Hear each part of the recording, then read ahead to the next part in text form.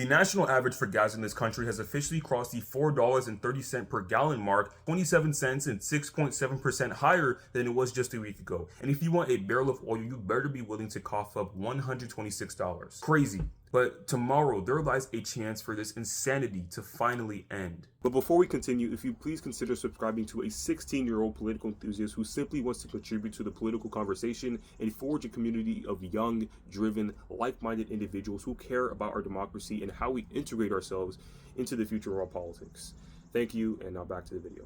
So the reason millions of Americans are facing economic devastation when it comes to pumping up and filling up their car with gas is because of 1, closure of the Strait of Hormuz imposed by Iran, and 2, strategically void blockade placed on Iranian ports by the United States. With Trump continually refusing to acknowledge the economic burden and pressure his war has placed on the backs of everyday Americans and their ability to live their lives, instead touting record-breaking numbers of the Dow and S&P 500, it seems like the road to economic salvation is distant for millions of Americans across the country. But tomorrow lies a chance for this economic salvation to be expedited. Tomorrow marks the 60th day of the 60-day deadline since March 2nd, when Donald Trump notified Congress of the hostilities of the Iran war. Under the War Powers Resolution of 1973, or simply put, the War Powers Act, the president is given 48 hours after the initiation of unauthorized military war to report any hostilities from that military aggression. Then he is given a 60-day window to either get an AUMF, an authorized use of military force from Congress, or a concrete declaration of war. If within the 60-day window he isn't able to get either of those, he is then forced to withdraw the troops.